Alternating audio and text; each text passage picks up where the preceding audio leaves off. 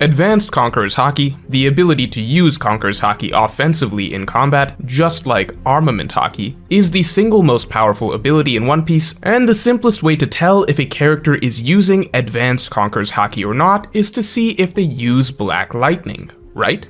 No. This is easily the most widespread, popularized quote-unquote fact about how Haki works in One Piece that has no basis in anything, and is easily provable to be false. Black Lightning features in plenty of other moments from characters that are not Advanced Conqueror's Haki users, and aren't even Conqueror's Haki users, and yet the myth persists of Black Lightning being tied to Conquerors, such that anytime any character shows even a few little black sparks, suddenly they must be one of the most powerful beings on the planet. The truth is, as far as we can tell so far, it's about correlation, not causation. Consistently throughout the story, Oda has drawn in Black Lightning anytime he wants to show a particularly strong display of Haki, but it seems like it just so happens that most characters with strong Haki also happen to be Conqueror's Haki users, which is why naturally we see this Black Lightning effect far more often with Conqueror's Haki users, and now that Oda has introduced Advanced Conqueror's Haki, of course he's going to draw in Black Lightning pretty much all the time for those instances, because they are always supposed to be strong displays of Haki. So while Advanced Conqueror's Haki is almost always going to feature Black Lightning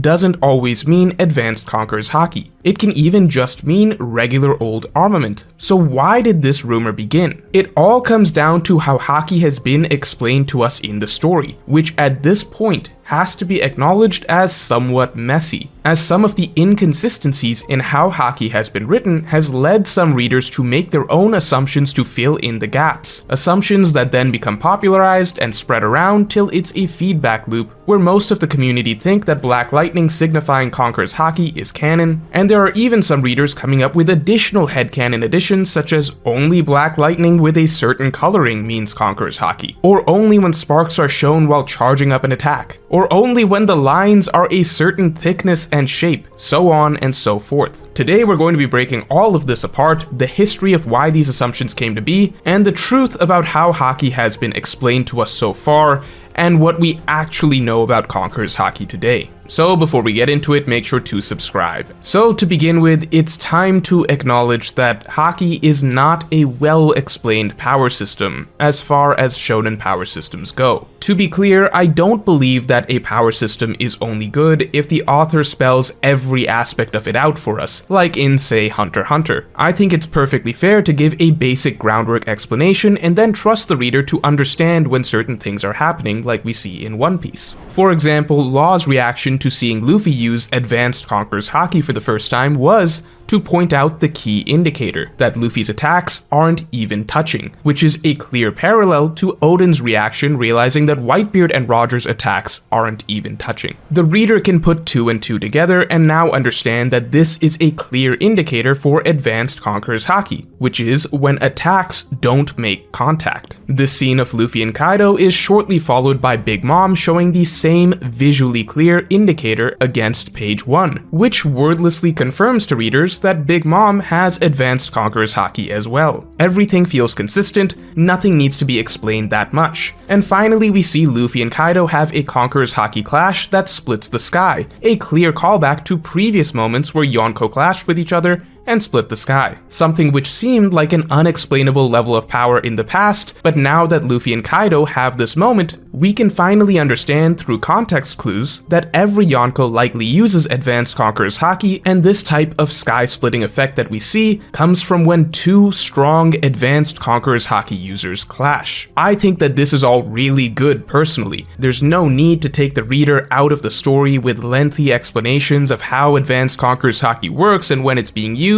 just provide the reader enough context that everything falls together. However, the problem is when the author trusts the reader to rely on context clues, but then becomes extremely inconsistent with those context clues. The only explicitly established context clue for Advanced Conqueror's Haki is the no contact aspect, but Oda seems to stop bothering to draw that indicator after a certain point in a fight. The Luffy vs Kaido match is actually littered with examples of clear contact being made, despite both of them using advanced Conqueror's Haki. In fact, for most of the latter half of the fight, Oda stops showing the advanced Conqueror's Haki visual effect of no contact. It also definitely doesn't help that technically, no contact attacks should also have been a thing even with just advanced armament Haki, as we are told that advanced armament Haki is supposed to be creating some sort of invisible armor around you, as seen by Hyogoro, Rayleigh, and very possibly even the admirals here. And the second level of advanced armament even projects Haki in a way that should also be a no-contact attack, as seen by Luffy against the tree. So the problem is that we're given this one clear context clue of advanced Conqueror's Haki being used, in that it would be visually represented by no contact. But that also seems somewhat possible with just advanced armament Haki, and so the only thing we have to differentiate advanced Conquerors from advanced armament is by basically assuming that advanced Conquerors has a far more extremely pronounced no contact visual effect. But then at the same time, at some points, Oda just doesn't even bother drawing that no contact effect, which is the one defining aspect we have to rely on to tell whether advanced Conqueror's Haki is being used or not. That's why you can't really blame readers for wanting to figure out some other sort of hidden indicator of advanced Conqueror's Haki being used, because the one and only indicator that was actually established for us is too unreliable. So that leads us to the Black Lightning headcanon. It is very, very understandable why readers latched on to the Black Lightning visual cue, because Black Lightning is factually very often shown along with advanced Conqueror's Haki attacks. A lot of readers feel that has to be an important indicator, because for example, I've seen some people argue that Garp's Galaxy Impact doesn't necessarily have to be advanced Conqueror's Haki, since technically couldn't you get the same effect from level 2 of advanced armament Haki? After all, Garp's Galaxy Impact could be argued to just be a bigger version of what Luffy does to this tree. However, Garp's Galaxy Impact has all of this crazy lightning going around. That's why it feels very tempting to just point to the lightning and say, well, this is almost always drawn in when advanced Conqueror's Haki users are doing things, so wouldn't it make sense that this is the indicator that it's Conqueror's Haki and not just armament? And the truth is, things would be so much easier if this were the case, but unfortunately it's just not established to be the case, because Black Lightning comes up throughout the series even when it's just armament Haki users. Unless these are just writing mistakes by Oda that he later retcons, the fact is that as it is right now, Black Lightning does not mean Conqueror's Haki.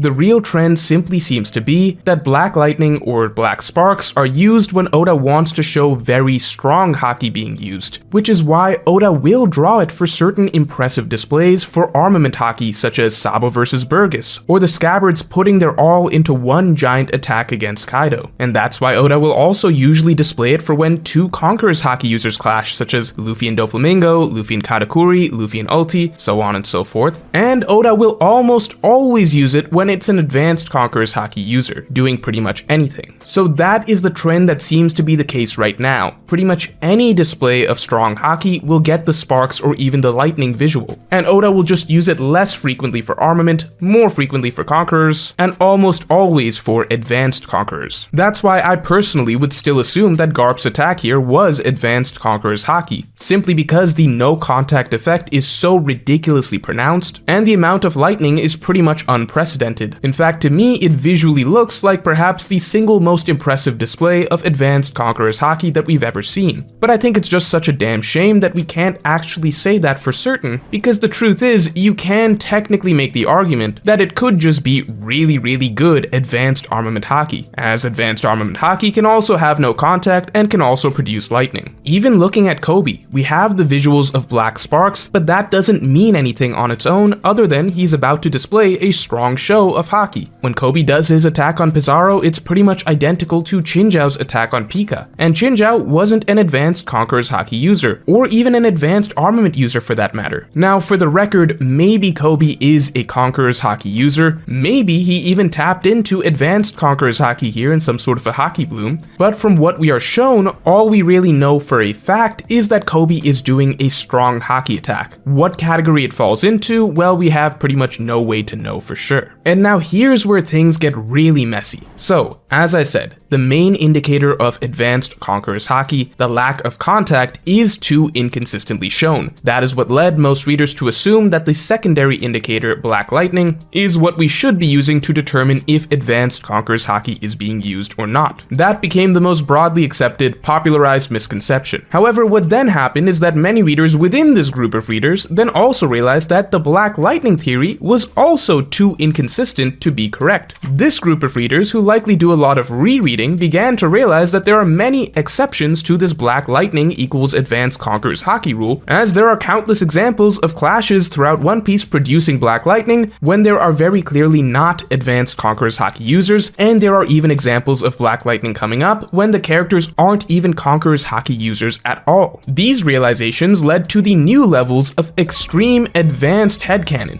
where this second subset of readers actually began to try and find specific details in the types of ways that Black Lightning was drawn. I've seen so many arguments at this point, with some people claiming that the Black Lightning, it's all about the coloring. You need to have lightning with red coloring or it's not Conqueror's Haki. But the problem with this is that you can find armament users producing lightning with red coloring. I've seen the arguments that it's about the thickness of the lines, that small sparks don't mean advanced Conquerors, but huge streaks of lightning do. But again, that's too vague. Oda draws huge streaks of lightning for armament users too. I've seen people say that only Conqueror's Haki users can charge up their lightning, but that's something that comes up too rarely in the story to even use as clear evidence. I mean, for example, do we even know if Ulti is a Conqueror's Haki user or not? I've seen people talk about how the key indicator is how fluid the lightning looks. I've seen people talk about the sound effects used. I've seen so many different conclusions. I can't believe that the rarest and most important ability in the series has unfortunately produced this amount of headcanon from readers just to find some level of consistency for it. And look, maybe one person's theory is correct. Maybe all this time Oda is doing something very, very subtle but consistent with his lightning, maybe a very specific curvature of the lightning, or maybe just the right ratio of black